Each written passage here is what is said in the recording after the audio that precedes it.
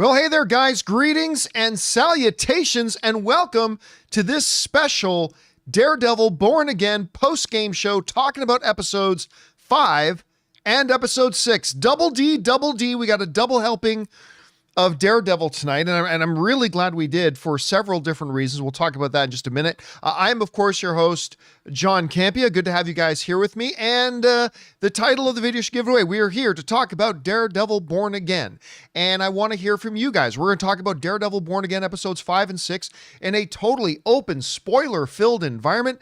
So if you have not seen episodes 5 and 6, and you don't want to know what the spoilers are, just add this video to your favorites or watch later list, and come on back and watch us again later once you've had a chance to see those episodes. Also, I do want to remind you guys right up front that if you want to send in a question, do so. Number one, you have to be watching live. This isn't like the John Campea Show where you can use the tip link to send in a question 24 hours a day. This is a live show. If you're gonna send in a question, you have to send it in while we're doing the show live, and you use the super chat feature in the live chat to send in an observation, thought, comment, theory, whatever it is you have. And as long as I deem it appropriate to be read on the show, we'll read it here on the show. All right. Let's talk about episodes 5 and 6. First of all, episode 5. I thought both episodes were really good. I thought episode 6 was great. But I also thought episode 5 was really good. I thought episode 6 was better out of the two, but I thought episode 5 was absolutely wonderful. And I want to go into it because I was really surprised. Because, I sat down, I watched both episodes, thoroughly enjoyed them both. I still think episode 4 is the best episode of the season so far. That being said, I was quite surprised when I kind of checked in on the live chat of the show like an hour ago, and I saw a bunch of people saying, "Oh, I didn't like episode 5. Episode 5 was just filler and all this kind of stuff." I'm like, filler? It's okay if you watch the episode and didn't like it. It's all subjective. That's totally fine. Nothing wrong with that whatsoever. But filler? Okay, so here's kind of my theory. I think anybody that thought episode 5 was filler completely missed the two most important things about that episode. Now, again, if somebody watched the episode and just didn't like the episode, that's totally understandable, totally fine. Some things will work for some people, some things won't work for others. That's totally cool. But I do not understand the comment of calling it filler. Because to call an episode filler suggests that the episode is a complete departure from the rest of the show, right? It has nothing to do with the main storylines going on of the show. It's like a one-off, right? It's just a one-off. Nothing is happening in the episode that is either connected to the ongoing story or does anything to push the overall story forward, right? That's what calling an episode a filler suggests. And by the way, filler episodes can be great episodes, right?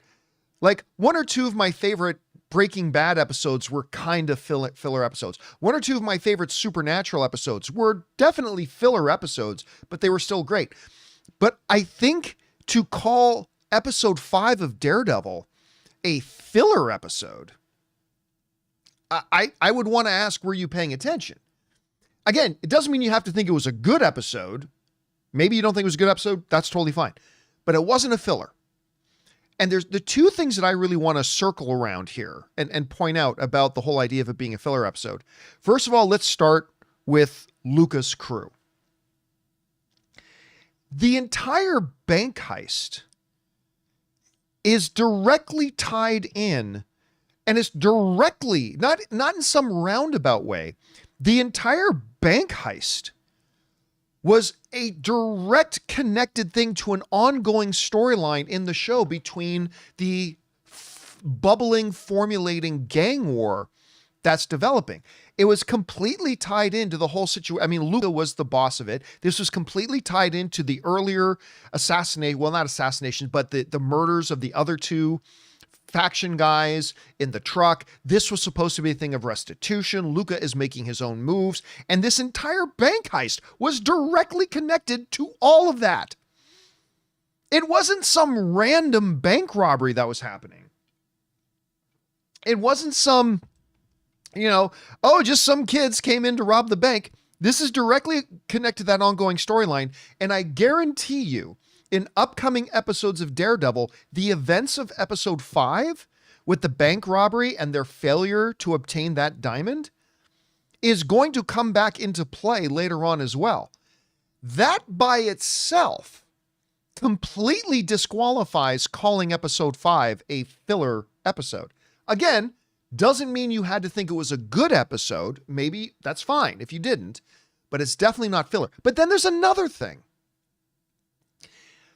I kind of feel like if you've been paying attention to the subtext of everything going on with the character of Matt, actually very parallel between Matt and Wilson Fisk, is this show starts with both of them saying, we're not going to be that other guy anymore. Matt ain't going to be the devil of Hell's Kitchen. Wilson Fisk isn't going to be the kingpin anymore, right? The show starts with them that, and then they've traveled these parallel lines where these different events keep happening to each of them that starts to drive them further and further to finally embracing who and what they really are. And I would suggest if you don't recognize that episode 5 and the events in the bank were a key moment of Matt going further and further down that road of understanding and realizing he is still the devil of Hell's Kitchen. I would even propose this. The moment Matt has realized he has to re-embrace being the devil of Hell's Kitchen is not in episode 6 when he says, fuck it, and he goes and grabs the suit. No. The moment that Matt decided he needed to embrace being the Daredevil again was in episode 5. When the police had come in, the hostages were all safe, but that wasn't good enough for Matt. That dude's getting away. And so he didn't have, the devil of Hell's Kitchen mask. So what did he do? He decided to be Daredevil. He decided to pull out a mask, put on a mask, and go and hunt that guy down. You see, Matt Murdock at the beginning of Daredevil Born Again would have said, we're going to let the system deal with this. We're going to let the law deal with this. But as we've traveled down this road of development of Matt, when we now come into episode 5 and he's gone through another experience of being in that bank with it being robbed, innocent people being threatened kind of stuff. When that one dude was getting away, Matt was, I'm not leaving it to the system. I'm not leaving it to the cops. I'm not leaving it to that. I'm Daredevil. Now, I don't have my costume here, but I'm pulling out this mask I'm putting on. You see, by the time we get to the end of Daredevil Born Again, that's the moment. It ain't the fuck it moment in episode 6. That was the moment that he decided to become Daredevil again. Now, he didn't then get home and go pull out the costume, but once he found out the little girl was missing, okay, like I've already kind of done it. So that's why I would present to you, ladies and gentlemen of the jury, that understanding that calling something a filler episode implies that that an episode in a series had no connection to the ongoing storylines of the rest of the show and just was its own self-contained story. So if you understand that that's what filler means, and then if you understand the ongoing story that's still developing between the rival gangs and Luca, then Luca later showing up in Kingpin's office, the fact that the diamond did not get got, that's going to tie back into something later on. And the fact that the entire character journey of Matt kind of in a way came to its culmination, to its crescendo, if you will, in this episode. So maybe you didn't like the episode. And on that, I have no argument with you. If you watched the episode, it didn't click for you, it didn't work for you, you didn't find it entertaining, totally cool, I get it. But to call it a filler episode either means you don't understand what a filler episode is, or you completely miss the ongoing subtext of two major narrative lines. So, yeah, anyway, that all being said, I really did enjoy the episode 5. I did, because number one, you guys who watch me for any period of time, you know I love Ms. Marvel. I love that show. I think it's one of the best things Marvel has done on Disney Plus. And one of the things that I love most about Ms. Marvel is her family, including her mom and her dad and her brother and all that kind of stuff. And to see the dad pop up, I mean, we knew the dad was going to pop up because we saw him in promotional stills. So we knew Kamala's dad was going to pop up. And I love the chemistry and the dynamic between him and Matt. I really do hope we get to see whatever that dinner scene is going to be. And I love the Kamala Funko Pop. I thought that was great. But oh my God, the holy shit moment of episode 5. Because a couple of interesting things. There are a couple of fights that Matt has in episode 5, right? He has multiple fights in episode 5. And one of the things that I love that they did was the show acknowledges, without saying it directly, they acknowledge that, hey, Matt hasn't been Daredevil in like a year. He rusty. And so he's fighting that one guy in the stairwell, and that guy gets in shots. And then he hunts down the guy getting away dressed as the cop, and that guy gets in shots. And then even in episode 6, when he's fighting Muse, now Muse is clearly a very trained fighter, but still Muse is getting in shots. One of the things that I really liked in episode 5 and in the continuation of episode 6 is that the show isn't just glossing over that Matt's been out of the game for a year. And when you've been out of the game for a year, you're going to be a little rusty. And maybe some fights, some guys you could walk into a fight with that would have been real easy last year, it's going to be a little more tricky now, right? And I really like that. But the holy shit moment of episode 5. Starvos just said it. Where is it? There it is. The leg break. I felt every muscle in my body tense up into a giant knotted muscle going, ah! Like when he does that jump and you hear that crack of the leg just snapping. I thought, oh my God. Like first of all, chef's kiss and a round of applause to the sound editors. The sound editors, unsung heroes of a lot of comic book and action films. Big round of applause to them because that was perfect. Like the leg snapping with the sound of the crunching. And my God, it was a great fight. I mean, it's just a great choreographed fight too, which I thought was really good and really cool. I loved Luca's main right-hand guy, the main Irish guy. I thought he was fun. Again, I love Kamala's dad, all that kind of stuff. Yeah. So I don't think episode 5 was as good as episode 4. And I don't think episode 5 was as good as episode 6, but I was quite entertained. I was quite entertained by episode 5. I thought it was great. I thought it gave us the necessary next step in Matt's evolution. I thought it gave more, context to an underlying narrative thread we've got going on with the inner gang war and Luca and maybe making a play against Kingpin, all that kind of stuff. So I liked it. And of course the Ms. Marvel reference was great, but episode 6, this is how you know you're writing a character really well, particularly a villain. When you find yourself low-key kind of cheering for them, right? Right? Now, don't get me wrong. We know Kingpin's a bad guy. He's a bad guy. He should be in jail. I'm not saying anything otherwise. But one of the hallmarks of great writing is when you got a villain and there are moments where you low-key find yourself cheering for him. And one of the things they've been doing, remember I've been talking about how we've been having these parallel paths between Matt and Kingpin. both starting off rejecting who they were.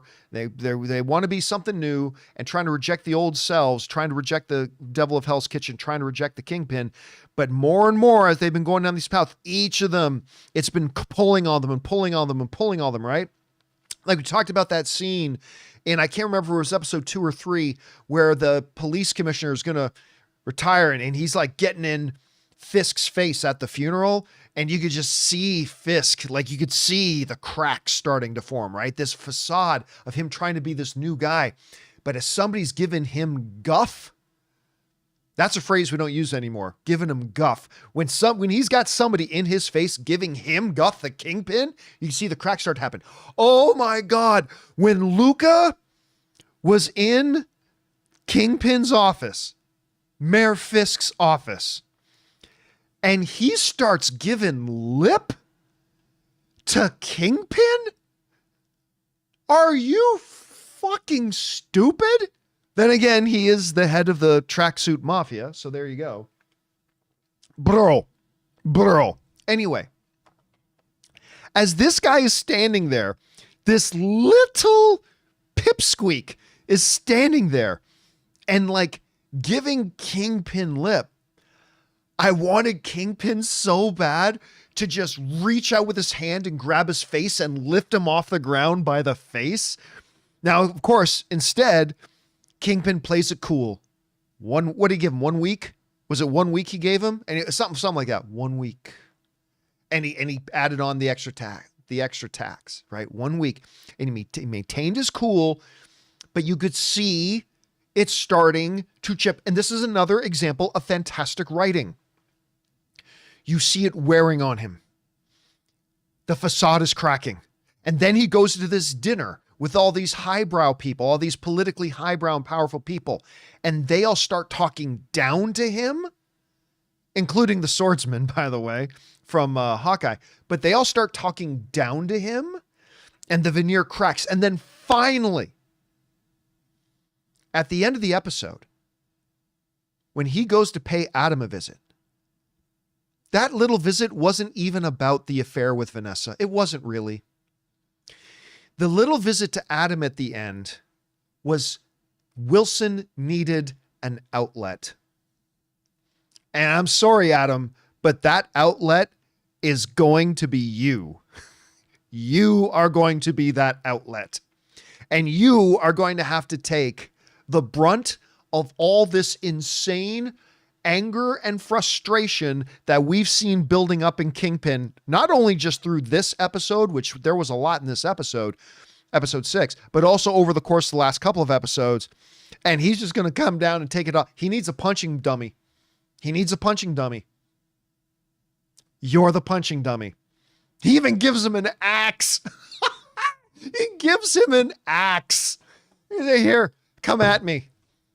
It's almost like Kingpin needed to feel justified to beat the living shit out of the guy. Just beat the hell out of the guy. It was the axe of Zaslav. That's what it was, Marcus Y. It was the holy axe of Zaslav. Rarely does it miss, but it missed Kingpin. It was just perfection. So let's go from Kingpin's point of view in episode 6 to Matt's point of view in episode 6, which, the little girl comes back. I think the little girl is kind of a nice actor. I think she's going to be a good little actress. I find the character a little annoying right now, but whatever. So the moment she brings the angst to Matt, they immediately jump into Matt is doing research. Because remember when what's the name of his cop buddy? It's not Rosie. It's not, what's the guys in the live chat? What's the name of his cop buddy? The guy who was a cop now kind of works as a private eye for him. Cherry. That's what it is. Thank you, Q. So when Cherry comes in, Matt is already, if you guys were paying attention, he was already deep in research. Because remember, she told Matt, all the abductions happened in this spot. So when Cherry shows up, Matt's already at work. He's already deep in research, saying what could he be doing in that area? What is there? Where could he be taking people? All that kind of stuff. Later, when he's at home and the phone rings, he was still back in deep research, trying to figure it out. So he figured it out. So it's not like at the end, when Muse is about to kill the little girl, that just out of nowhere Daredevil showed up. They had laid the foundation through the episode that he had been, that whole episode, basically researching where somebody might take people if he was abducting them in that area. And then the extension of that was that he shows up. And by the way, great fight scene. Great fight scene. By the way, Q is one of the best lines in the episode. A sanitation worker uncovered a serial killer before the NYPD. Maybe it's time for a change of protocol. That was a great line. That was such a great line in it. Anyway, the fight with Muse. It was a great fight. Clearly, Muse is a very skilled combatant, right? Very skilled fighter. It's a great fight. Loved it. Can't wait to see more of it. All that kind of stuff. He gets away, so clearly the Muse storyline is not yet over. I love the way they describe it. It's over 60. We tested the blood in the paint. It's over 60 different victims. And however many more on top of that. So, I mean, they're kind of capturing the utter creepiness and horror of Muse, as well, all that other kind of stuff. We start to see the formation of the task force. I don't understand. The one thing I didn't really like in episode 6 was Kingpin has to understand Muse is not a vigilante. Muse is not a street crime fighter. He's a serial killer. He's just a straight up serial killer. So I don't understand how Fisk put this under the guise of the anti-vigilante unit when this was clearly not a vigilante. I mean, yeah, it's somebody who wears a mask, but he ain't a vigilante. But whatever, he's using that as the pretext to set up his task force. So that's something that Matt's going to have to deal with a little bit later on. But man, I tell you, my favorite scene though was that in the office, Luca talking to Kingpin. And I'm just like, come on, Kingpin, crush this guy's skull, grab him by the throat and pull a Vader. Just lift him up off the ground and say, I find your lack of respect disturbing, or something along those lines, right? Like, come on, I want to see Kingpin come out. And yeah, listen, I still think episode 4 is my favorite episode of the season so far. But episode 5, I thought was extremely entertaining and furthered the main character journey that Matt has been on. And again, episode 5 is where Matt really did truly embrace becoming Daredevil again by not trusting the system, chasing down the cop himself, putting on the mask and going and getting him. So that's not in episode 6. That's episode 5. And episode 6, I thought was even better. I mean, I just, now the show really starts, right? Because now I think number one, Matt has fully embraced being Daredevil again. Like even when she says to him, Daredevil, yeah, I'm here. Like yes, Daredevil is here. So there's that. And I feel like we're only half an inch away from Wilson fully embracing being the Kingpin again, which I think deep down is really what Vanessa really wants. I think what Vanessa really wants is for Wilson to re-embrace who he is.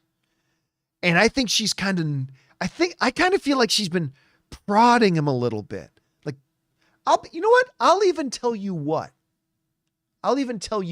Listen up. You know how she says, promise me you won't kill Adam?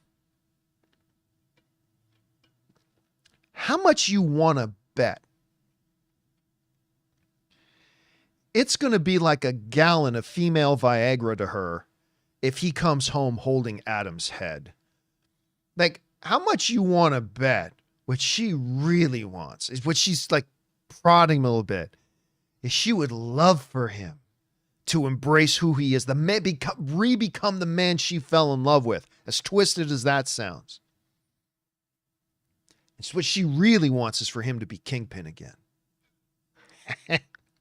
So he does something really evil and then they have super freaky sex, whatever. I don't know what they're going to do. It is an R-rated Disney now, so who knows what they're going to do. But anyway, big win for both the episodes. I was thoroughly entertained by both of them. And yeah, episode 5 was great, but episode 6 was even better. So anyway, that's my 2 cents worth, guys. Now let's get on to the real stuff here. Let's get over and start taking your questions that you guys have been sending in. We'll take a bunch of them. Then we'll take a few minutes of a break so we can refill drinks and talk amongst ourselves and thank some sponsors of our show today. But let's get things started. We're going to start off with Dwayne. And Dwayne writes, finished episode 5, loved it, even liked the lead robber. I really liked the lead robber. I really did. Oh no, I fucked a penguin. And then he starts laughing. I liked him. You know what? I actually even really liked the conversation that he was having with the hostage negotiator. I loved their back and forth. I thought it was great. And yeah, I thought he was one of the reasons why I liked the episode as much as I did. All right. Kyle Grinder writes, did we just get a filler episode when we only have a 9-episode season? See, I told you guys, people were writing in saying filler. Again, either you don't understand what a filler episode is, or you missed these big major narrative things in episode 5 that are directly a part of and connected to, and more importantly, will have ramifications down the line that were present in it. So no, this was, again, you may not have liked the episode. And again, that's fair. If you didn't like it, if you didn't think it was a good episode, that's fine. But by no definition was this a filler episode. And by the way, an episode can be a filler episode and still be great, but this was not a filler episode, like by any stretch.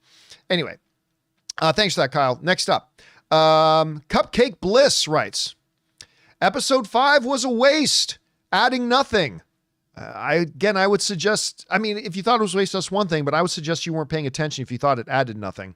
Episode 6 was so much better. I do think episode 6 was better. Happy to see Lalo Salamanca. My only issue is how did Daredevil find the muse this fast? I was hoping to see more detective work. Okay, so again, at the risk of having to go over things, but for people who might just be joining us a little bit late, let's start with the episode 5 added nothing. Are you serious? The entire gang war subplot of the entire season was the main front and center thing in it. And we saw Matt finally conclude that journey he's been on to re-embrace being Daredevil again. So I don't know what, plus we got 2 fantastic fight scenes with one of the best, most gruesome moments ever with the leg snap. Anyway, that's aside. Also, saying that, how did Daredevil find it without doing any detective work? Half the episode was just him researching. Again, like half of the episode was just him researching. That's all he was doing this episode, was researching that area of town that the girl told him about and studying it. We saw him doing it when Cherry showed up. We saw him doing it in his apartment when the phone calls came in. So he was doing the detective work. If we as the audience were paying attention, it's something he was doing, and that's one of the things I really like about Daredevil. Rob brought up this point earlier in the week too.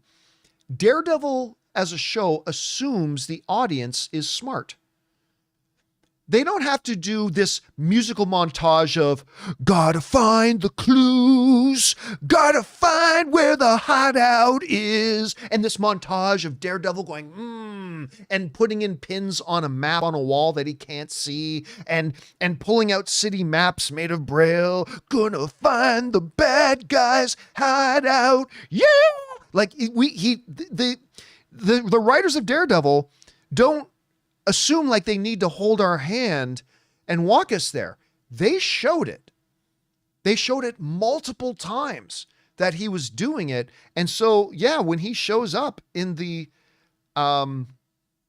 underground system down there, that was the culmination of all the research he had been doing without the big research musical montage. So yeah, that kind of worked for me. That worked for me. Anyway, thanks for writing in your thoughts, so Cupcake. Appreciate it, man. Next up, Joshua Main writes, when Matt said the magical words, fuck it, all I thought about was that Deadpool scene. That's true. So Mr. Wilson, you finally hit fuck it.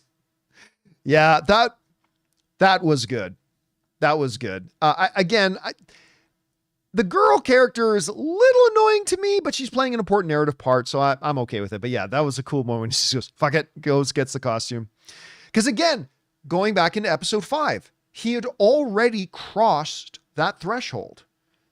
He had fundamentally made the decision that he was Daredevil again in episode 5 by abandoning the idea of just let the system deal with the guy who got away. It's all that matters is that the hostages are safe. I don't need to go out and inflict street Hell's Kitchen justice on him. No, episode 5 is when he crossed that threshold. Said, no way. Daredevil's going to go get that guy. And he puts on the mask and he goes and he snaps that fool's leg. God, that was such a great sound effect. Okay. Next up, we got, somebody's asking the thing. Well, why did he call, where is it? Somebody asked in the live chat, why did he call the cops? He called the cops because he wasn't even at the bank yet. He didn't know what the situation was at the bank. Like for all he knew, there were 40 gunmen there about to kill everybody. I mean, the right thing to do, he did 2 things. He called the cops, which is what he should do, because he didn't know what the situation was. He just knew there was a bank robbery going on. But then the old Matt would have called the cops and then continued to walk home. Instead, he called the cops, then got there himself to make sure that he could handle it. And then at the end of it, even once the hostages were safe and that one guy was getting away, it's like, nope, not leaving this up to the cops. I'm not going to grab one of the police officers and say, the main guy, he changed clothes and snuck out of here. How do you know that, sir? I heard him talking about it or something. No. He slipped out himself. Oh no, my head hurts. Oh, I need to go get medical attention, officer. That was so he could go out, be Daredevil and kick the guy's ass and snap his leg like a twig. Anyway. Okay.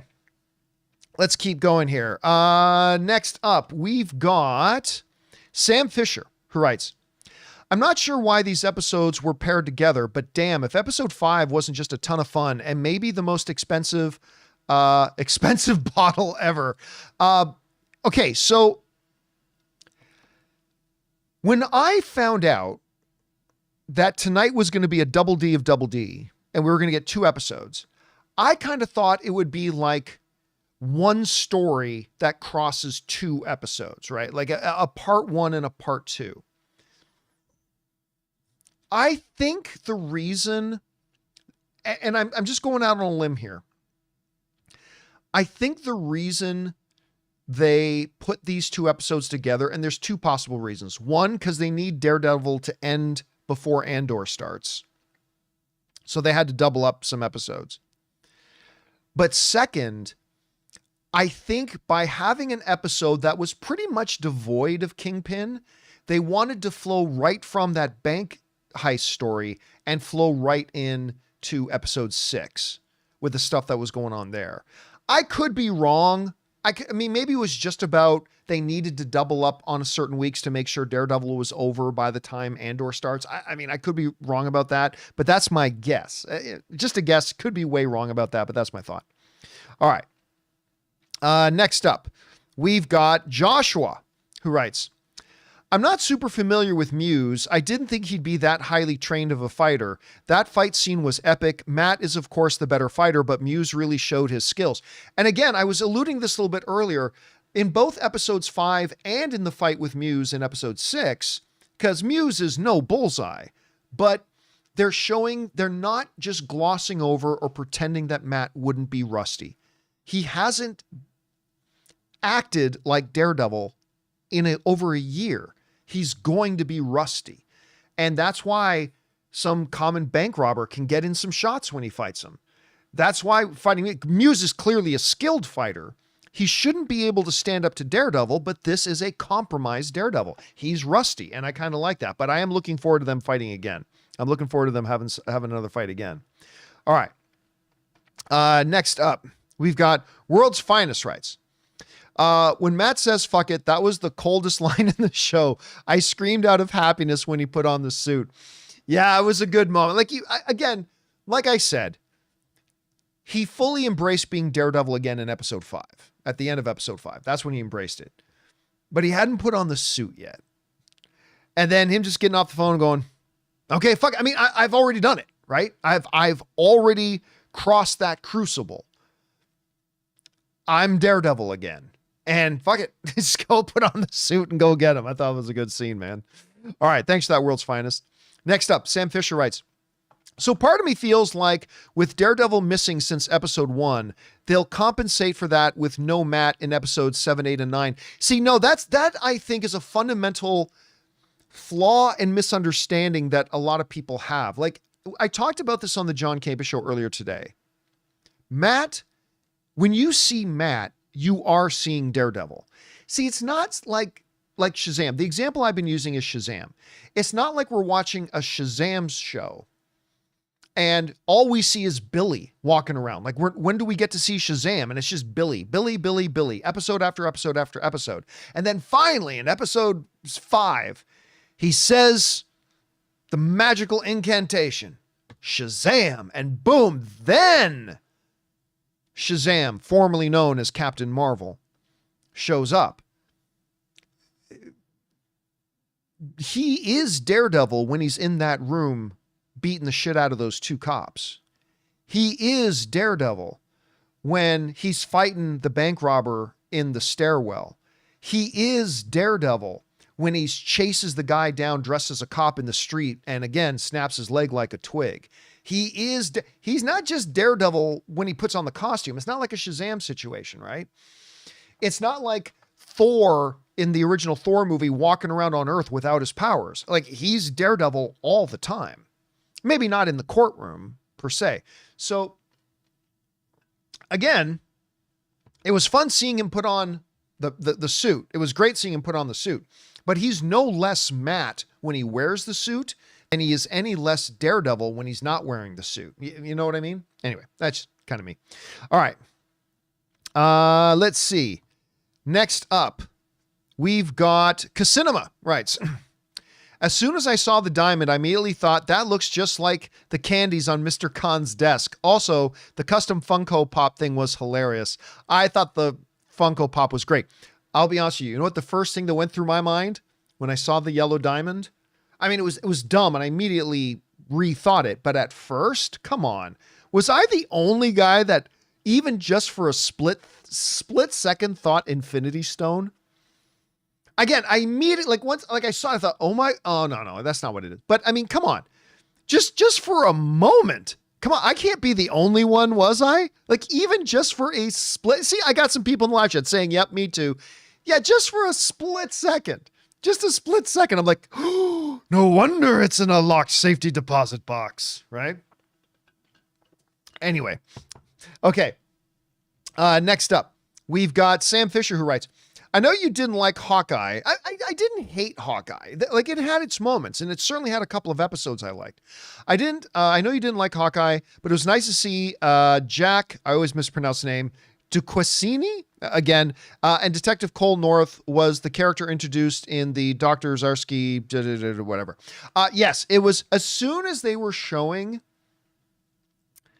the little documentary part again in the early, again, I really hope this documentary footage stuff is leading somewhere. But when they were showing the documentary footage, say, yeah, we need the vigilantes to protect us. See this sword man? And the guys, I'm like, the swordsman is here, ladies and gentlemen. And then of course he pops up and listen, the guy is as cool as the other side of the pillow. Cause he's like, he knows who he's talking to. He knows he's talking to Kingpin.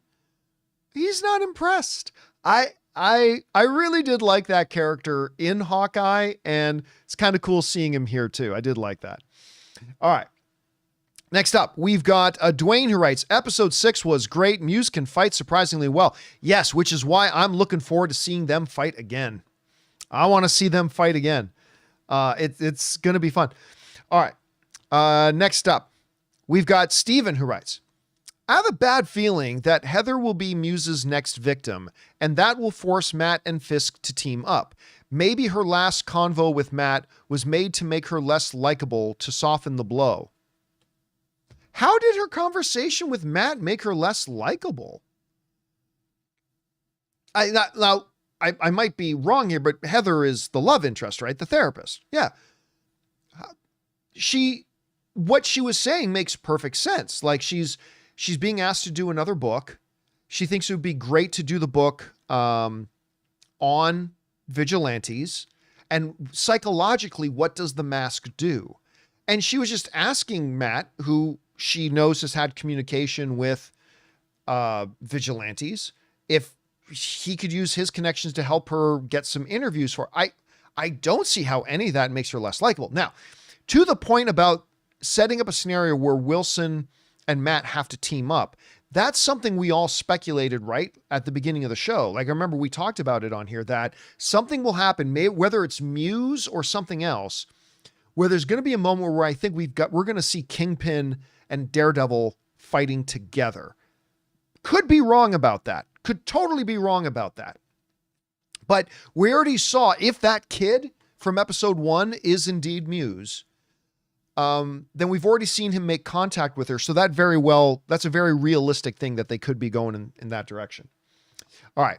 Next up, Sam Fisher writes, I really like how they match cut Kingpin and Daredevil moments in the fights at the end of episode 6. One of the things they have consistently done really great in all 6 episodes, again, I think is really the main gist of the whole season, is the parallels between Matt and Fisk. And the very fact that they're now getting more overt about it, like cutting back and forth between Matt and Kingpin doing their things, that's just another way of them kind of really deepening that. And I thought it was a great editing choice. I thought it was a great direction choice. I liked it a lot. All right. Next up, we've got Steven, who writes, while I enjoyed episode 5, it did seem like a break from the rest of the series. Again, I completely disagree. The whole bank heist is based on that sub-narrative going on in the series about the bubbling over of a gang war and Luca. That was the whole thing. And then also we see the culmination of Matt's journey to becoming Daredevil again. That happens in episode 5. So yeah, I didn't feel like it was a break from the episode at all, if you were paying attention to what was happening in the story there. So anyway, that's just my take on it, but you're asking me, so I'm giving you my take on it. All right. Thanks for that, Stephen. Next up, Mary Beth writes, the red lights from the train reflected in Muse's eyes was amazing. As Daredevil ran to him, he looked demonic and lusting after blood. Look, I think one of the things that even I have not been giving enough credit to this Daredevil series has been the cinematography. The cinematography has also been quite good. Like I was talking about how the sound editing has been top notch, and it has, but the cinematography has also been great. And there are moments in a movie or TV show where, like, if you paused it right there, you go, I could make a poster out of that. And that close-up shot of Muse's face as Daredevil is running down the tracks, and that comes right close up on Muse's face, the way his eyes look and everything, that's a great poster moment. That was a great poster moment. I think that could have been great. All right.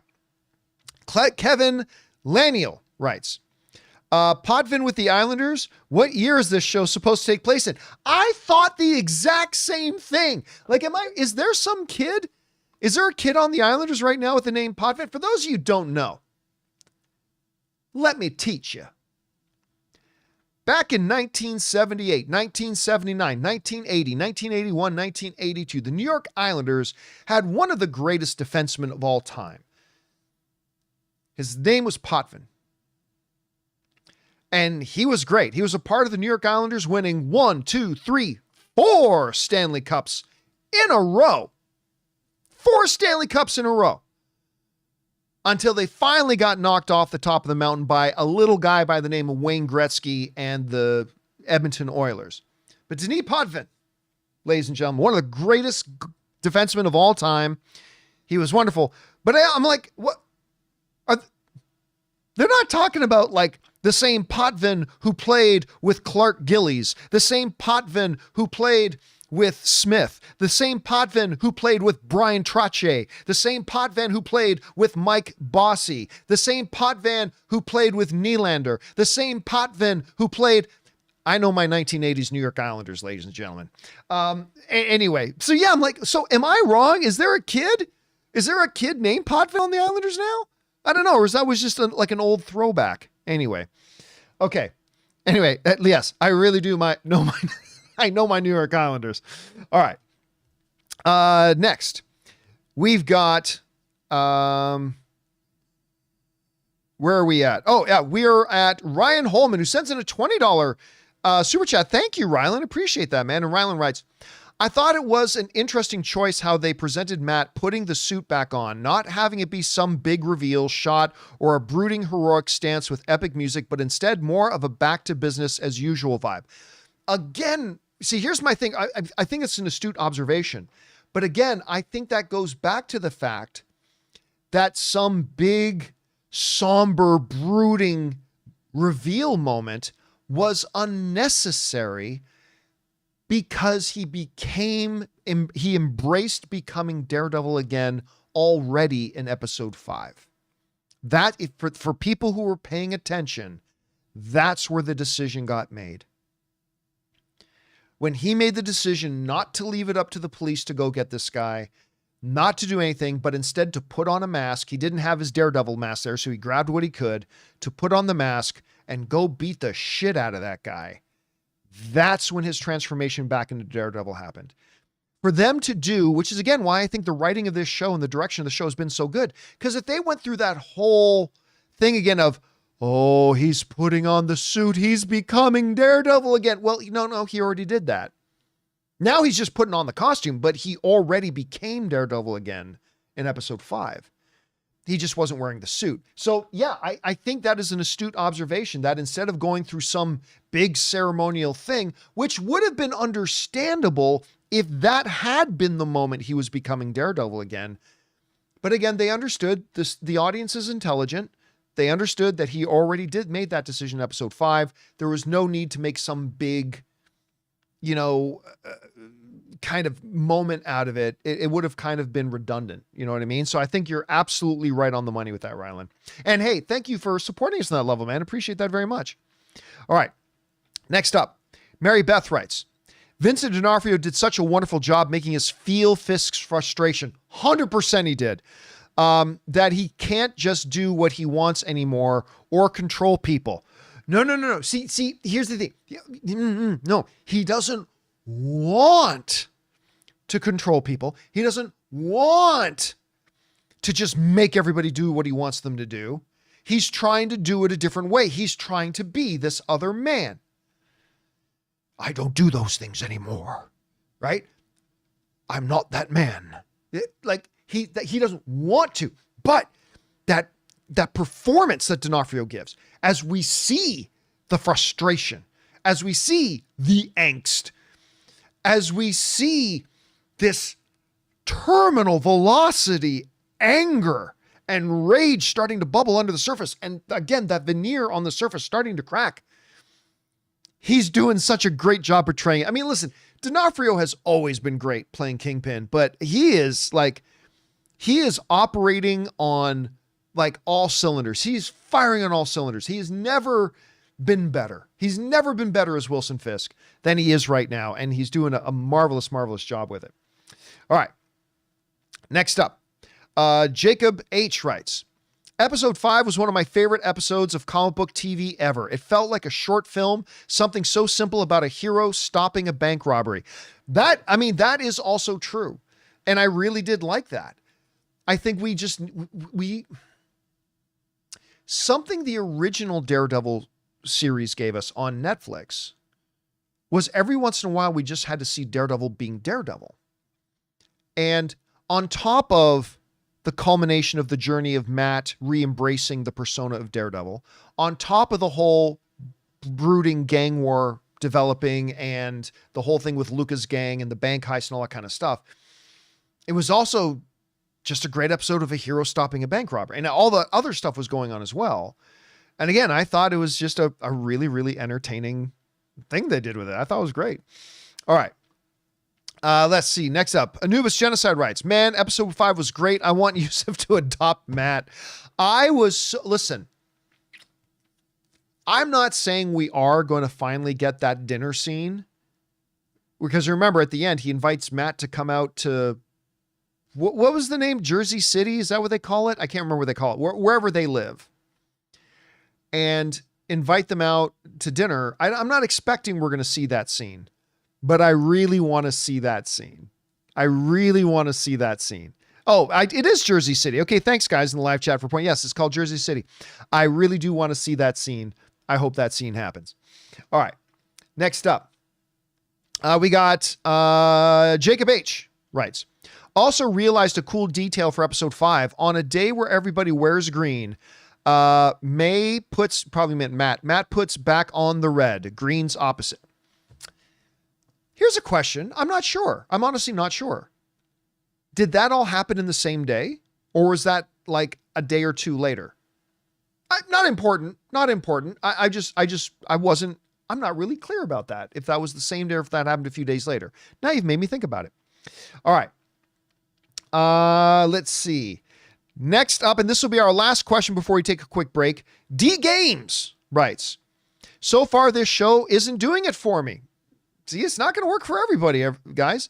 And episode 5 solidified that. I thought the episode was cheeks and felt like filler. Again, I completely disagree with that. But I also hate the editing in the show. Sucks since I love the original. Well, you know what, D Games, that's the thing, right? It's no matter what, whenever artists put together art, it's going to work for some people and it's not going to work for others. For you, it didn't work. And totally understandable. I have things that a lot of people like, but it didn't hit me the right way and I don't like it. So I totally understand. And yeah, your opinion and feeling about the show is no more and no less valid than mine. All I can say is that my experience with the show has been very different from your experience. Again, mine's not right and yours isn't wrong. I'm just saying my experience with the show has been very, very different than yours. I went into Daredevil Born Again very, very apprehensive because some of the comments that the showrunner was making in the weeks leading up to it got me very nervous about the show. And I was starting to have my doubts about it. And I have loved it. And I loved episode 5. Episode 5 was definitely not a filler if you were paying attention. But I mean, even if it wasn't filler, that doesn't mean it's good, right? And for you, it wasn't good. And that sucks. But that's okay. You know, that's okay. There's a lot of great shows on TV right now. Just stop watching Daredevil. Pick up. Go watch Paradise. Watch The Pit. Maybe start, the new Seth Rogen show tomorrow starts tomorrow. The Studio, it's called. Everybody's raving about it. Lots of great stuff on TV to go catch up with instead. And no problem. You know what? This show didn't work for you. No big deal. All right, guys, listen. We're going to take a quick break here for a couple of minutes as we thank a couple of sponsors of our show. I am going to turn off the super chats because we are more than abundantly filled with super chats. Don't have time to take any more of them. So I'm going to turn them off now. So we will come back, get through all the rest of the questions, observations, thoughts, and theories you guys have. But before we do, go ahead, talk amongst yourselves. I'm going to refill my drink, use the bathroom, and let's listen to a couple of sponsors of tonight's episode of our Daredevil post-game show, our friends at Kikoff and PrizePicks. Guys, we want to take a second to thank a sponsor of today's episode, PrizePicks. Baseball season is officially here, and if you're not running your game on PrizePicks yet, you are seriously missing out. This is daily fantasy made easy, and it's how I keep every pitch exciting. You see, PrizePicks lets you pick more or less on player projections like strikeouts, RBIs, or hits, and that's it. I just cooked up my lineup for this week. I'm taking Shohei Ohtani for more than 1 home run and Julio Rodriguez for more than 1 stolen base. Whether it's baseball, basketball, or even esports, you can mix and match players from different sports for a shot to win up to 1,000 times your money. And the app is super intuitive. It takes under 60 seconds to lock in your picks. And here's a little bonus. Every Tuesday is Taco Tuesday, where you get select player projections at a discount. More value, more fun. So download the app today and use the code Campea to get $50 instantly after you play your first $5 lineup. That's right. Download the app today and use the code Campea to get $50 instantly after you play your first $5 lineup. PrizePicks. Run your game. Guys, we want to take a second to thank a sponsor of today's video, Kickoff. Man, time flies, doesn't it? 1 minute you're reminiscing about your last vacation, and the next you're thinking about major life goals like buying a car, getting that dream home. But if your credit isn't where it needs to be, those goals can feel out of reach. And that's where Kickoff comes in, the #1 credit building app in the App Store that makes it easy, affordable, and stress-free to build credit fast. And that's exactly why I love Kickoff. They give you a credit line for just building credit, not for spending. Your on-time payments get reported to the 3 major credit bureaus, helping you improve your credit mix and payment history, 2 of the biggest factors in credit growth. If your credit is under 600, you could see a jump of about 28 points in your first month. No credit check, no hidden fees, no interest, just smart credit building. Building credit can happen faster than you expect with Kickoff. Don't wait. Get your first month for just $1 at getkickoff.com/Campea. That's Kickoff without the C. Get 80% off at getkickoff.com/Campea. Must sign up via getkickoff.com/Campea to activate offer. Offer applies to new customers first month only, subject to approval. Offer subject to change. Terms and conditions may apply. Point stat based on Equifax Vantage Score 3.0 changes for Kickoff users starting under 600 who made their first on-time payment between January of 2021 and March of 2024. Payment and credit activity outside Kickoff can have an impact on your credit. Individual results may vary. And thank you to our friends at Kickoff and PrizePicks for sponsoring tonight's episode. All right, guys, with that down, let's get back over and get through the rest of your observations, comments, questions, and theories, shall we? We're going to pick things up here with Nicholas Jameson, who writes, "Hey there, this show is peak. As a huge fan of the original show, so glad it's this good. This is my first super, just wanted to show some support." Oh, thank you so much for that, Nicholas. I appreciate that very much. And listen, after episodes 1 and 2, and even after episode 3, which I liked very much, I said, I'm really liking the show, because I think one of our viewers wrote in and said, I think this might be as good as the Netflix series. And I'm like, we're only through. Let's pump the brakes on that a little bit. I'm not ready to call this as good as the original show. I'm starting to think this is as good as the original show. And I never really thought that I would think that. But now that we are through 6 episodes, I'm starting to feel this is right on par. Now we'll see if they finish strong. We'll see if they end well. But right now, I'm just being honest with you guys. I'm liking this show every bit as much as I think I like the original Daredevil series. And I didn't think and I don't need it, just for the record, I don't need it to be as good as the original series. I just want it to be good. Right? It doesn't have to be as good. That's fine. Like every time somebody puts out a crime movie or a mobster movie, it doesn't have to be as good as The Godfather. Just be really good. And that's all I wanted from Daredevil. I never would have thought I would be sitting here 6 weeks in or 6 episodes in and saying, I'm thinking I'm liking this as much as the original series. Again, that's still premature. Let's see how we feel once the season's actually over. All right. Next up. We've got Billy B writes, "I'm excited that Tony Dalton is back from Hawkeye, and I hope he's better utilized in this show. We know he'll be a recurring role from the trades." Technically speaking, if you show up in more than 1 episode, you are a recurring role. I don't think he's going to be a major part of this story. Anything more than, my wife is texting me, telling me that the first 2 episodes of The Studio are out. I might be staying up very, very late tonight, ladies and gentlemen. I might be staying up very, very late because I'm hearing nothing but great things about this. Anyway, what was I saying? Oh, yes. I don't think he's going to play a major role in this moving forward. I agree. I don't think we've seen the last of him, but I don't think he's going to play like some big major thing any more than Frank is going to be. Like, I think we're probably going to see Frank in 1 or 2 more episodes. By the way, I don't know that as a fact. I'm just guessing. But we'll see. But I did like seeing him, and I thought his conversation with Wilson was really, really good. All right. Next up, Mr. I writes, "The whole time during episode 5, I was thinking, you better not harm a single hair on Mr. Khan's beautiful balding head. Both episodes were great." I love that, man. I love that character. I love that character so much. Again, like for those of you who weren't around the first part, like I I really love the Ms. Marvel show, like more than most people. I think that it's a wonderful show. And one of the big things, one of the main reasons I love that show so much is Kamala's family, particularly her parents. Seriously, one of the greatest. I don't think it's hyperbole, and I don't think I'm exaggerating to say one of the most, I think, beautiful moments I've seen on television in years was this moment, and some of you might know what I'm talking about if you've seen Ms. Marvel, is this moment in one of the earliest episodes of Ms. Marvel when, like, her parents just don't get her. She's a teenager and she's obsessed with the Avengers and she really wants to go to this Avengers con, but her parents don't feel safe letting her go out and stuff like that. But they know she really wants to go. So what did her dad do? He puts on the most ridiculous Hulk cosplay. He doesn't care about Hulk.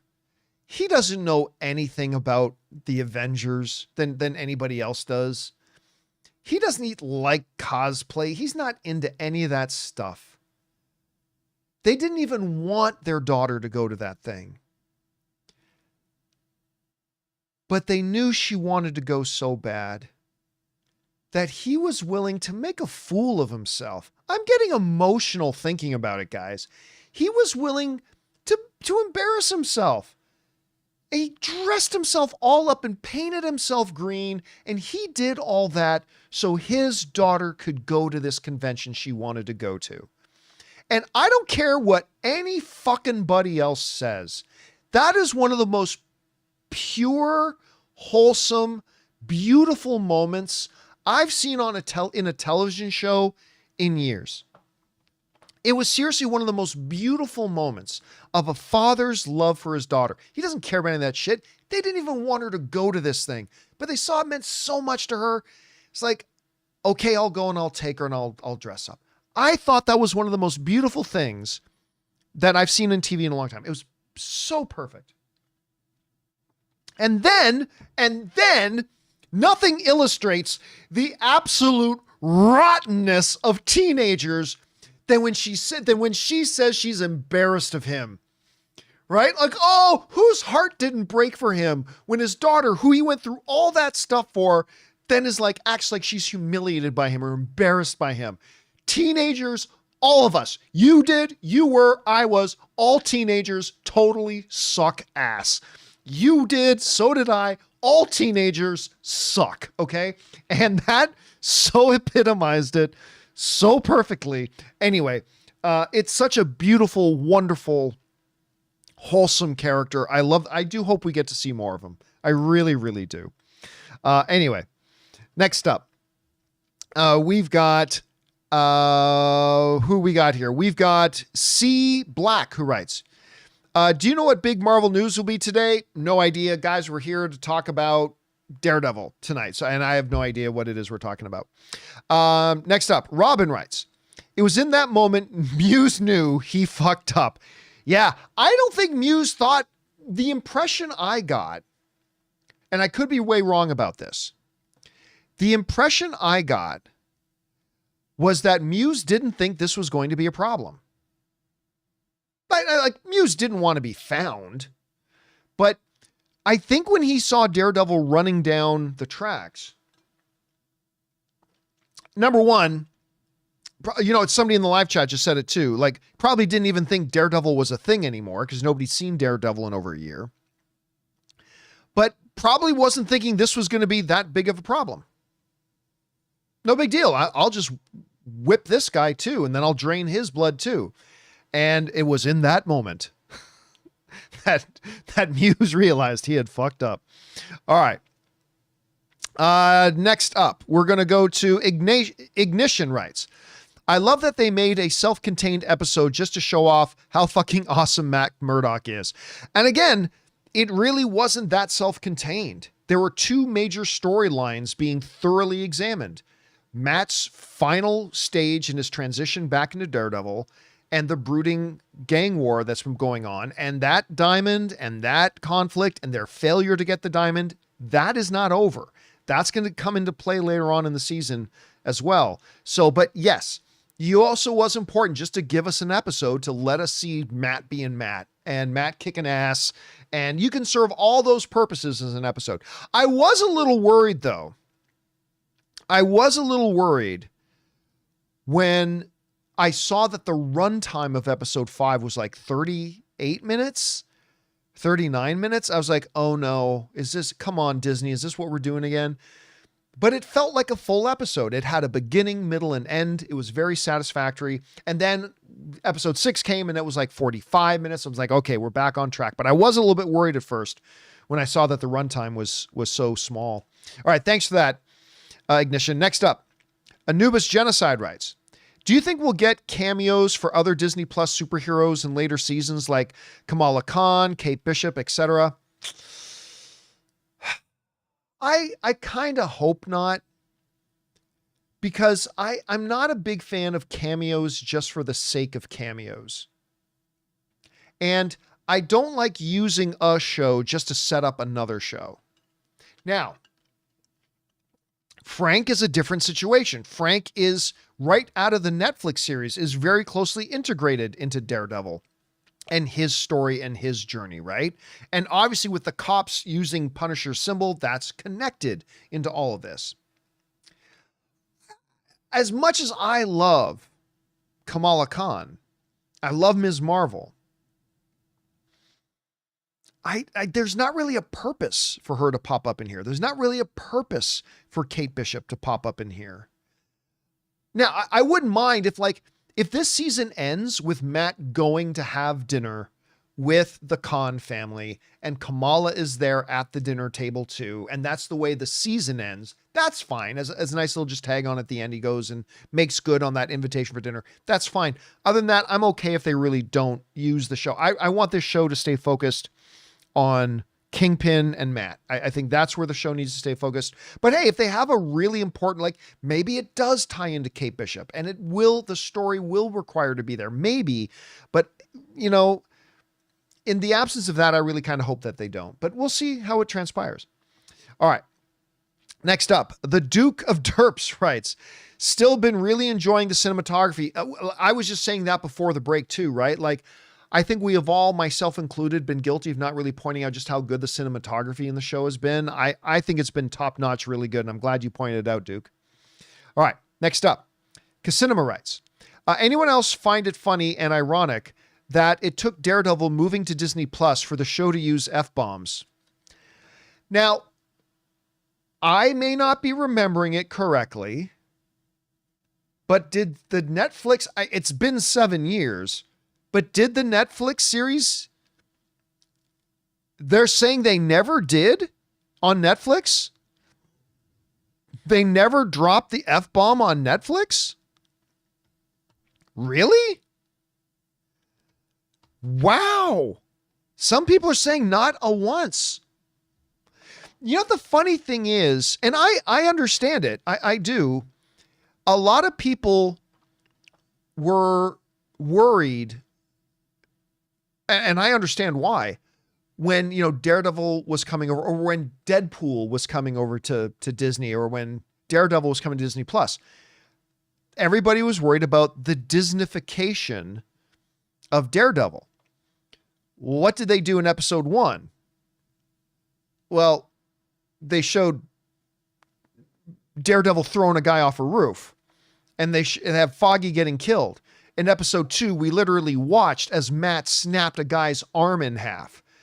We have Muse making art out of people's blood. We have Matt snapping the dude's leg. We have Wilson caging a man and then giving him an axe and then beating the living shit out of him and dropping F-bombs. I'll be honest with you. You know what? If you had asked me a trivia question, and said, did the Netflix version of Daredevil ever have the F-bomb? I would have said, oh yeah, sure they did. But apparently they didn't. And I did not realize that, to be honest with you. And yes, it is kind of weird that they had to come over to Disney to start using F-bombs. All right, next up, we got Mr. I writes, They better pay off dinner with the cons. Wonder if Kamala knows who Matt is. Oh, probably not. She does. She does Nick Fury's shield tablet at the end of the Marvels. You know what? That's true. I mean, it stands to reason that Fury would have had a file on Matt. That stands to reason. Although Matt's not well, kind of has superpowers in a way. Huh. Yeah, look, I'll be honest. I'm not expecting that they'll pay off that dinner at the cons, but I would love it if it's like just the tag at the end of the final episode that, you know, the day has been won, victory for the good guys. And Matt shows up at the concert. You see a door and you hear knocking and a door opening. There's Matt standing there with a bottle of wine and said, am I on time or something like that? And Kamala's there at the table and then if Kamala just kind of looks at him knowingly, would you say you had a devil of a time getting here? Like something like that. That would totally be something Kamala would say, like something that cheesy. Again, I don't know that they're going to pay it off, but I really do hope that they do, Mr. I really do. All right. Next up, Zach Stenbeck sends in a $20 super chat. Thank you, Zach, for supporting us on that level, man. And Zach writes, if Daredevil Born Again wasn't a season, I kind of feel like this could have been a Disney special. Episode 5 was great at him realizing he is Daredevil. And episode 6, he just says, fuck it. I like both episodes equally. Oh, yeah. I mean, I still prefer episode 6 because there's so much more in episode 6. Again, like to me, it's the Wilson Fisk stuff. Like the Wilson, again, guys, I cannot tell you how much I loved that scene in Wilson's office with that fucking little worm, Luca, talking back to Kingpin and threatening Kingpin and see like that. Oh, I love that scene so much. I mean, I didn't get what I wanted, which was for Kingpin just to pick him up and snap him in half, but you know, that's coming. Oh, come on. None of us. Does anybody out there think that this is not going to end very badly for Luca? Like this story does not have a happy ending for Luca. Okay, there is no happy ending for Luca in this. And I'm going to watch this show just for that. But anyway, yeah, I loved it. Again, so episode 6 I preferred, but I also really, really did enjoy episode 5 as well. Anyway, thank you for that, Zach, sending that in. And again, thank you for supporting us on that level. Really appreciate that, man. All right. Next up, Chisholm, I guess, writes, this show is a masterclass in building tension. 100% agree. I knew the niece was going to get saved, but the build up and side by side with Kingpin was brilliant. Somebody else brought that up a little bit earlier.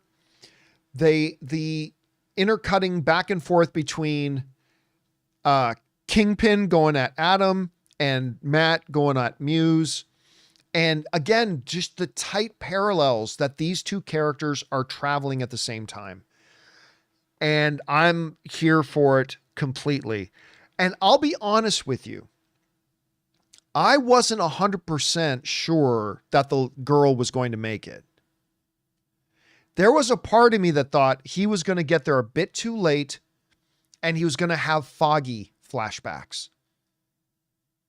That because remember, here's how it could have gone. He blamed himself being Daredevil for Foggy getting murdered. And then if this girl didn't survive, I could see him blaming himself for not being Daredevil, being the reason she got murdered. Like not embracing being Daredevil the moment White Tiger got killed. He should have embraced being Daredevil at that moment. And maybe if I had, this little girl would be alive again, right? So I wasn't so convinced she was going to make it at the time. I mean, she did clearly, and I'm sure that's going to be important moving forward, but I kind of maybe saw that playing out a little bit too as well. All right. Let's see. Next up, we've got Sir Z writes, I'm really confused with Muse's motivation. I thought he was some sort of psycho vigilante. He's killing innocents too, like the two women, and trying to kill Angela. At his heart, okay, like remember, no comic book movie, no comic book TV show follow the stories from the comics exactly, okay? X-Men Days of Future Past was very different from the comic book Days of Future Past. Age of Ultron was very different from the comic story Age of Ultron. Civil War was very different from the comic story of Civil War. But at his heart, the thing about Muse is that he is an artist, right? He sees himself as an artist. And while they seem to be abandoning, but they haven't really abandoned the other motivation stuff, right? Because who's a lot of his art about? Kingpin. A lot of Muse's art is targeting Kingpin himself. So they are staying true to a lot of the motivations. I mean, again, it's not completely identical to the comic book, but it never is. But they're holding on to they're staying true to a lot of the spirit of it. So it's going to be interesting to see how they kind of roll this all out. Listen, we haven't even heard Muse speak yet. So of course we don't fully understand his motivations yet. We haven't even heard him talk. I think that's going to come a little bit later. It's going to be interesting to see what they say it is. All right. Thanks, Sir Z. Next up, Robert Edwards sends in a $20 super chat. Thank you, Robert, for supporting us on that level, man. Appreciate that, dude. And Robert writes, filler. I can't believe some people considered episode 5 filler. It was instrumental to Matt embracing the Daredevil persona. That's exactly what I was saying. Once more. Also, I laughed pretty hard at the nun penguin joke. I have to admit, I also laughed pretty hard. At first, I thought the cop was just making up a joke as she was going. But then when she got to the punchline, I admit I laughed out loud. And now listen again. You know, one or two of my favorite episodes of Breaking Bad were kind of filler episodes. Like by definition, filler episodes. And a couple of my favorite episodes of Supernatural were filler episodes. It's fine to have a filler episode if the filler episode is really good. And you can make great filler episodes. You can totally do that. Actually, you know what? Community. Right? For those of you who watched the show Community did a play on a filler episode. And you know what? It was a great episode. So even if it was a filler episode, even if they had done it in a way that it was a filler episode, it could still be good. But it wasn't a filler episode. Like by any definition. Like there's no definition you can come up with that episode 5 was a filler episode. It's just far too directly connected and motivated by and pushing forward various narrative storylines going on in the show. That doesn't mean it was good. You know, we heard from somebody a little bit earlier who hasn't liked Daredevil so far. Totally fair. But it definitely wasn't filler. Like that's for sure. All right. Let's see. Thank you, Robert, again for writing that in. And thank you for supporting us on that level, dude. Appreciate that. Next up, the man with the master plan writes, thoughts on Matt's girlfriend is behind Muse. Wasn't he at the book signing also telling Fisk that we tell you what you can eat is a death wish? Oh, yeah. Oh, yeah. The people at that party were getting as much under his skin as Luca was. Ooh, there's bad things coming, ladies and gentlemen. There are bad things coming. Now, as far as Matt's girlfriend being behind it, no. Because remember, when the show started, there was already that thing about people are going missing, right? Muse had already started before he went to her book signing and said, I need help and blah, blah, blah. She said, yeah, here's my card. Get in touch with me, blah, blah, blah. So Muse had already started. So I don't think she's behind him. I could be wrong. You could be right, but I don't think so. I think what it would be even more interesting is what a previous viewer wrote in and mentioned the fact that, you know, since Kingpin is now connected to her as well, what if she becomes one of Muse's targets and Matt and Kingpin have to work together? So, I mean, it would be an interesting twist if we find out that Heather is behind it, because she is fascinated with when you put on the mask. Does that justify you then doing monstrous things? Maybe Muse is kind of her social experiment. Maybe. Possibly. Could that conversation she had with Matt, kind of explaining all that kind of stuff, could that be a hint that maybe she's behind what's going on with Muse? Like, again, using him as a guinea pig in this grand social experiment? Maybe, but I doubt it. But we'll see. We'll see where they go with it. All right. Thanks for that, man. Next up, Anubis Genocide writes, Episode 6's mirrored fight scene of Daredevil, Muse, and Fisk Adam was my god effing brilliant. Yeah, that was so well done. Again, excellent writing. Excellent writing. And excellent cinematography and excellent direction and just really, really good stuff. And it's little things like that. They don't have to do things like that, but the fact that they do little things like that just kind of elevates the whole show for me. It really does. All right. Next up, we've got Richard who writes, I hope Kingpin lets Adam go after all that at the end. You know, he didn't kill him. He didn't kill him. Here's the important thing. Kingpin promised Vanessa that he wouldn't kill Adam. And he has kept his promise. He didn't promise her he wouldn't beat the living shit out of him. She only asked him to promise that he wouldn't kill Adam. And so far, now, Adam may wish he was dead at some point, but so far, he has kept his promise.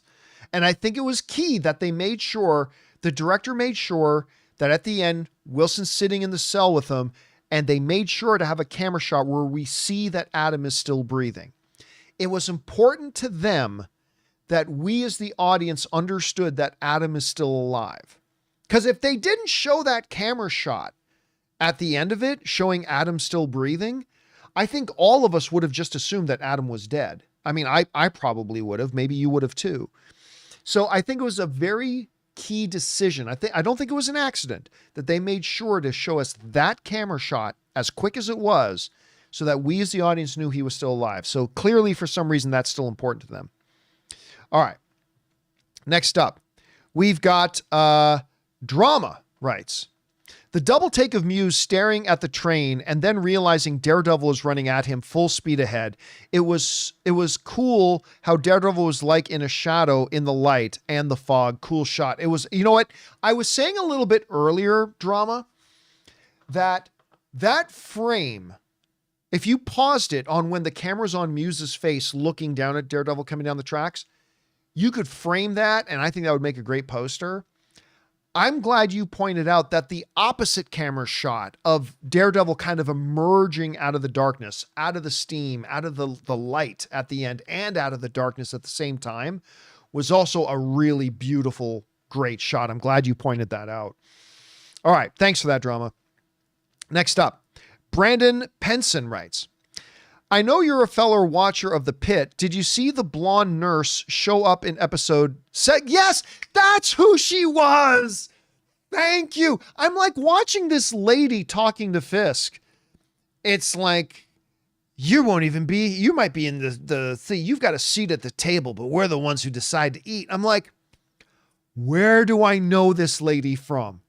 Where do I know this lady from? You're right. She's the main nurse in The Pit. That's who she is. Thank you. Thank you for pointing that out to me because that was killing me. I'm watching that scene and I'm like, I know this lady. Where's this lady from? She's from The Pit. That's exact. Thank you. Thank you so much. I really do appreciate that because that was killing me. All right. Let's see. Next up, we've got a $50 super chat from Patrick Stewart. Patrick, thank you so much for supporting us on that level, man. That's incredibly generous of you. Let's get to what it is you have to say. Patrick writes, I have loved every episode of Born Again so far. Definitely on pace to be on the higher tier of Marvel's Disney Plus shows. I agree. Episode 5 had more substance than some of the Marvel Disney Plus shows as a whole. I also agree with that. Lots of nuances present. Nuances matter. See, this goes back what you just mentioned about nuance, right? One of the things, without beating us over the head with it, that this show is doing so great is show, don't tell. You know, you always hear people say that, like too many filmmakers, too many showrunners don't understand. Like they have to have this big exposition dump. This is what's happening, blah, blah, blah, blah, blah. Nuance, subtlety, show, don't tell. This show has been a combination of great exposition and great dialogue, like the Frank and Matt conversation, or the Luca and Kingpin conversation, or any of the Kingpin and Vanessa conversations, or whatever. But also understanding that the audience will get it if we do it subtly.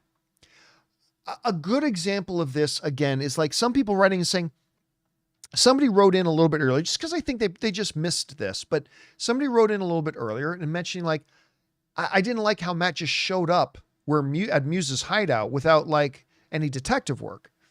And it's like, well, no, they did show him in detective work. They just made it subtle. They didn't beat us over the head with it.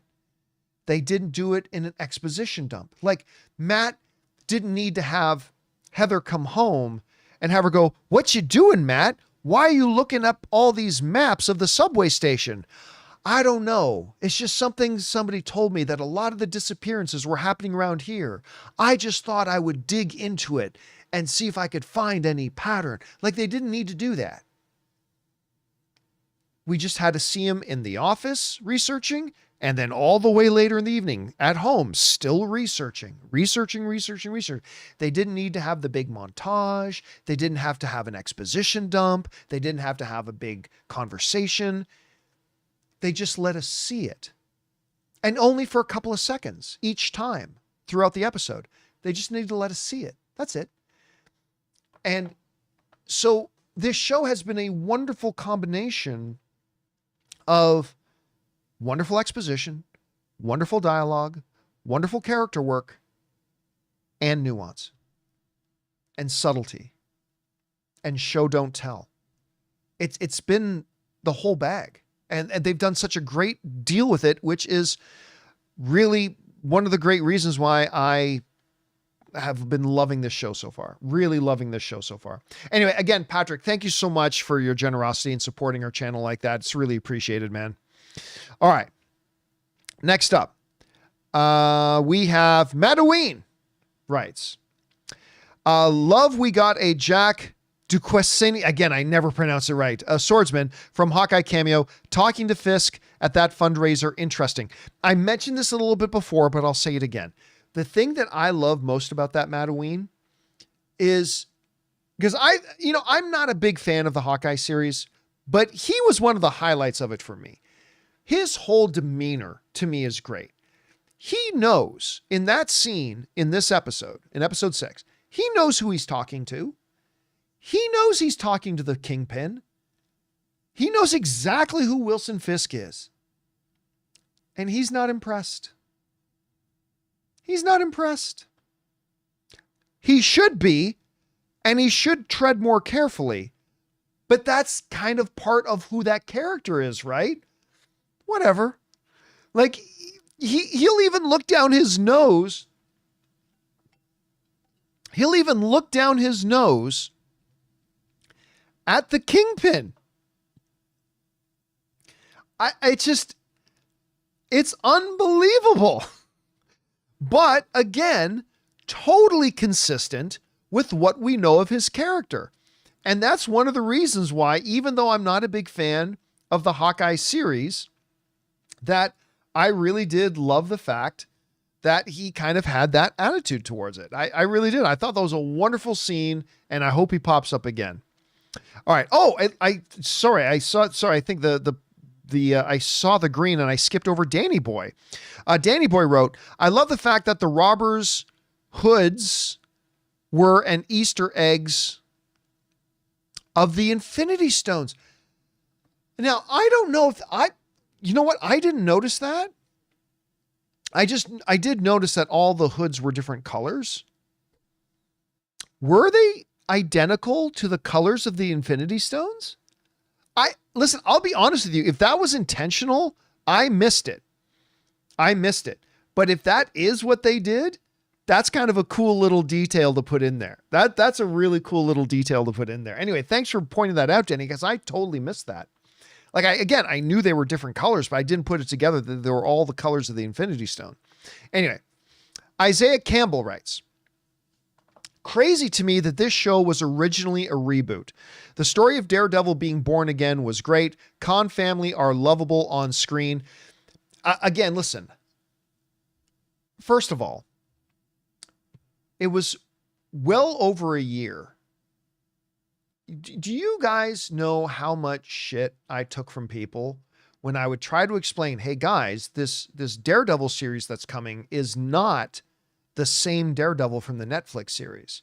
It's going to be played by Charlie Cox, and Vincent D'Onofrio is going to play Kingpin again, but they have made it very clear this is a new Daredevil. It's not the same one from Netflix.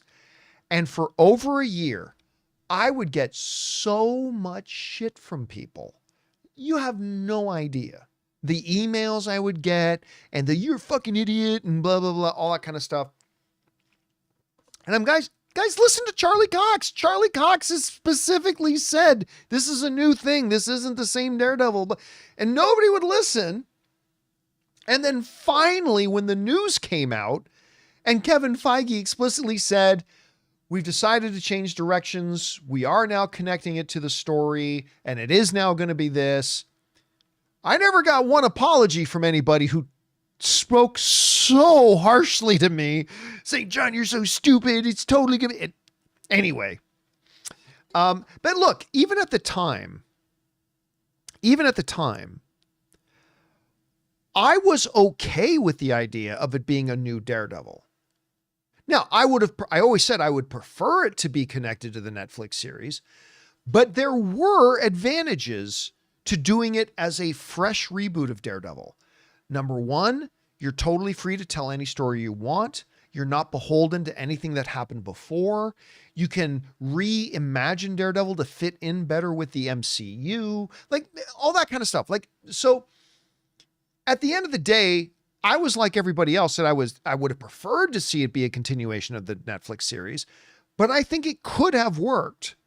And I still believe it could have worked just fine if they did it right as a fresh new telling of Daredevil that just so happens to still have Charlie Cox playing the role and just so happens to still have Vincent D'Onofrio playing the role. Because remember, they recast Vanessa. There was going to be a totally different Vanessa. They weren't going to have Karen or Foggy in it at all, like all that kind of stuff. I think it could have been fine if they did a good job with it. But they decided to go back to the drawing board and actually connect it in with the Netflix series. And I'm glad they did. So someday, I don't know that Disney would ever let this happen, but someday it would be very interesting to see what the show was going to be. I have a lot of people. Look, I'm going to tell you something. I have a lot of people that send me a lot of stuff. I'm not talking swag. I'm talking scripts and images and all that kind of stuff. I get sent a lot of stuff. I don't talk about 99% of it that I get. But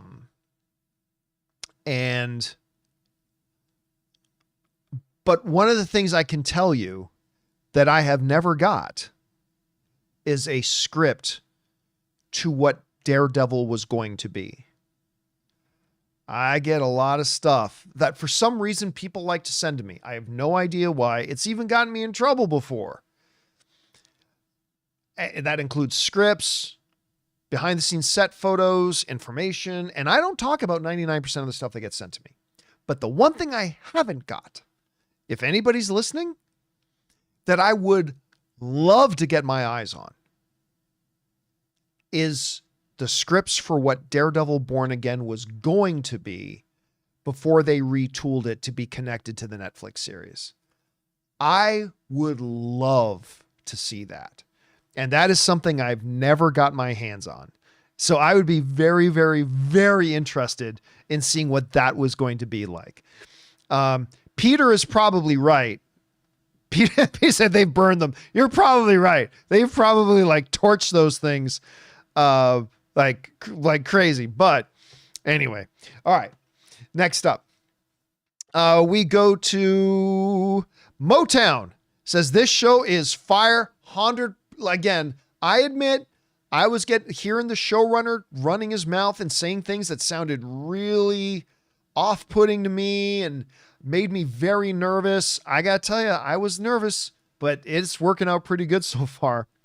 All right. Monica B writes, we also got introduced to Cole North, hoping he plays a bigger role, loving all these nuggets in these episodes. Straight up, maybe I'm just forgetting. I don't know who Cole North is. Was that one of the task force guys? I'm going to get guys in the live chat. Help me out there. Is it one of those, was it one of the task force guys? I'm not really sure. I'm going to assume it was. Oh, it was the task force guy. It was the cop in the garage with Fisk. Okay. Yes. And Cole North is a big Daredevil, comic book character. I'm going to be honest with you. I don't remember the character. So I'm glad a lot of you guys did. Thank you for bringing that up, Monica. I appreciate that. All right. Cause he does seem pretty cool. You could tell he was going to play an important role when he's giving all this backstory. Like Wilson's talking to him and they spent the screen time to give us this guy's backstory. So right away you could tell he's going to be important. He's not just a pop up and disappear day actor. This guy's going to be around. So it was interesting to see that. All right. Next up, we've got Mr. I, who writes, the Netflix theme during the Daredevil Muse fight. Yeah, the music has also been really good, right? We talked about the sound editing, which has been top notch. Talked about the cinematography, which has been top notch. But you're right, Mr. I, also, the music has been really, really good. Next up, Sam Fisher. This is a question I had as well. Who owns the diamond? The diamond was in a safety deposit box. And Mr. Khan said, you need two keys, the manager key and the owner's key. And they never told us who the owner is. I suspect, and again, just a suspicion, I suspect that is going to come into play a little bit later on. Like who does that stone belong to? Maybe it's Vanessa's. Maybe it's Fisk's. Maybe it's somebody else that's important. I don't know, but I do think that's going to come into play a little bit later down the line. All right. Next up, Patrick Stewart again writes in with another $20 super chat. Thank you, Patrick. And he writes, you are right about Vanessa, John. I think she wants the Kingpin to be born again. Maybe. She is subliminally daring Fisk. The born again storyline is about both Fisk and Murdoch finding themselves again and embracing themselves. You know what? Here's why that makes a lot of sense. Because we've been talking a lot even tonight about how Daredevil Born Again has been a study in parallel stories, right? That Matt and Kingpin have been following along the exact same path, right? And so it would essentially, by extension, logically then mean that this is also Kingpin Born Again. I've never thought of it in that terms, but I think you're absolutely right. This is also Kingpin Born Again. This whole thing is about Matt re-embracing who he was. And it's also about us seeing Wilson traveling down a path where he is slowly starting to realize he's going to have to re-embrace who he was. And I think that's exactly what Vanessa wants. I think it's what she wants.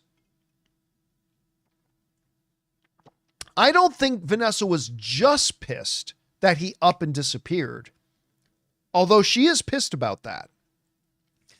But I also don't think she liked what he was when he came back. She wants the Kingpin, and I think she's going to get it. Anyway, thanks for putting, again, Patrick, I think that's the perfect way to put it, that this isn't just Daredevil Born Again. It's also kind of Kingpin Born Again. All right. Just a couple left here, guys. D Games. No, sorry. Draven writes, Disney's going to ruin Marvel. Movies 1 through 31, 0 F-bomb. Disney owns Guardians of the Galaxy 3, 1 F-bomb. Deadpool and Wolverine, 116 F-bombs. Daredevil, still counting. And listen, look, dropping F-bombs does not make something good. All right. So I'm not saying that that means it's good. But again, it does kind of show. Look, there was a time not that long ago that Kevin Feige and Bob Iger were very aligned in that they were always going to be very aware that this is still the Disney brand. Even though it's Marvel, it's still the Disney brand. And Bob Iger used to be very, very strict on, we are not going to alienate any of our core consumers. We're not going to do R-rated stuff. Remember, and even like once they acknowledged that they were going to do a Daredevil movie, Kevin Feige still doubled down and said, we're not going to do R-rated stuff other than Deadpool. Like obviously Deadpool is going to be rated R because that's what he's been already. But he said, other than that. So it wasn't that long ago that they were kind of laid down that we're not going to go down this road. Well, down this road, they are a going. They're clearly comfortable going down this road. Deadpool was a clear, I mean, Deadpool and Wolverine was so over the top, and they're clearly, I mean, with the amount of graphic violence and stuff like that we've had in Daredevil, and now with them dropping Daredevil's first F-bomb, again, doesn't mean it's good, but it means any fear we have of them Disneyfying this stuff is out the window. Doesn't mean they're going to do a good job making it, but we know it's not going to be Disneyfied. So that's kind of interesting. All right. Next up, D Games writes, I also don't find Fisk intimidating at all. Oh, I do. It doesn't seem like anyone within the show does either, and doesn't feel like he's in control. Well, that's good storytelling, because that's what they're supposed to feel. That's the story. Listen, what do they always say? What's the biggest cliche in a lot of these things? You can't ever show weakness. The moment you show weakness, they start circling you like sharks, right? Kingpin just up and disappeared for maybe a year. He just up and disappeared. He got out of the game, decided he was going to be mayor. And so what happens? Everybody else sees that as weakness. They're all looking at that, and maybe even Vanessa does too. They're all looking at it like weakness. And so they're not intimidated anymore. And as Ric Flair always says, to be the man, you got to beat the man, right? So everybody's kind of looking at Fisk now. Maybe we get, because he's lost it. When somebody would talk back to him before, he would have crushed their skull. But he's trying not to be that guy. And they are interpreting it as weakness. What they don't understand is that they're poking the bear. Woo! They're poking the bear. And one of these days, King Nature Boy is going to come out. They're interpreting it as weakness. And they're going to find out. They are currently in what we call the fuck around stage. They are quickly approaching the finding out stage with Fisk. And he's allowing them to feel that way. Like when Luca literally threatened him, Kingpin allows him to continue to live in that fantasy. All he says again, 1 week, right? Just 1 week. He stayed calm. At least he made it look like he was calm. We could see in Vincent D'Onofrio's performance that he was not calm, but he was acting calm. He allows this Luca guy. He allows these city politicians. He allows these people to feel like they can talk to him like that they can treat him like that. He's allowing them that they can think of him like that. They are in the fuck around stage. Next stop, the find out stage. And that stage, my friends, is going to be glorious. Absolutely glorious. And I cannot wait for it. Anyway, thanks for your thoughts, D. Appreciate that, man. All right, next up, R. Lee writes, I like that they're not shying away from Matt's Catholic faith and that he's constantly praying and seeking guidance, that he's doing the right thing, because I believe he doesn't always know if he is. Well, that in and of itself is kind of the core essential element of who and what Daredevil is. His faith, his Catholicism, his constant struggle with what he believes is right and wanting to do what is right. I mean, that is a core essential thing to who he is. I think to abandon that would be to not really be Matt Murdock anymore. Like, that is such a core element of what and who he is. Like, not whether he's 6'1" versus 5'11", not whether he's 230 pounds versus 190 pounds, not whether his eyes are blue or eyes are brown. None of that's important.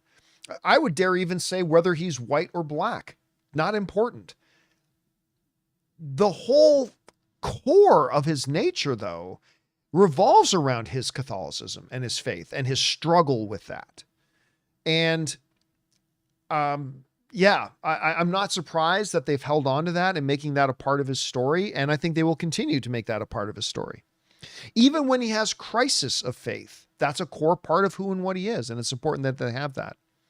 All right. Next up, we've got our final question of the night. Comes to us from Jay Mobile, who writes, the red mask Matt put on at the end was from the guy in the stairwell.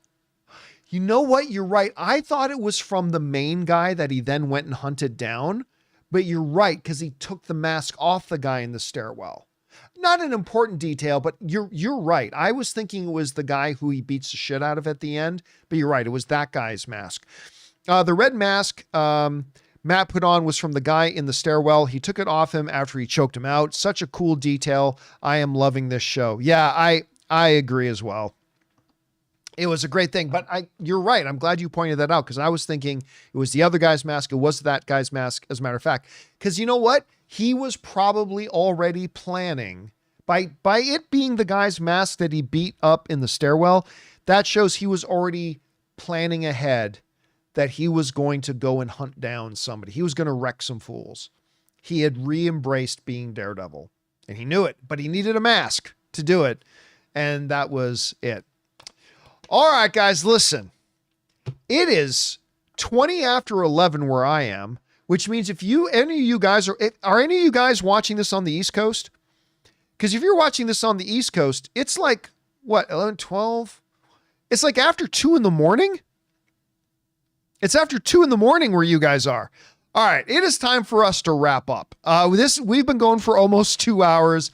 Time for us to wrap up. Guys, thank you so much for joining me tonight as we talked about Daredevil's episode 5 and 6, Double D of Double D. Thank you, guys. We'll, of course, be back again next week to follow up, do a post game after episode 7.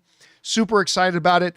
I've got to get up in a few hours to start getting ready for the John Campea Show tomorrow. Hopefully you guys will be awake and able to come and join us for that as well. Looking forward to that. Big thank you to all you guys in the live chats.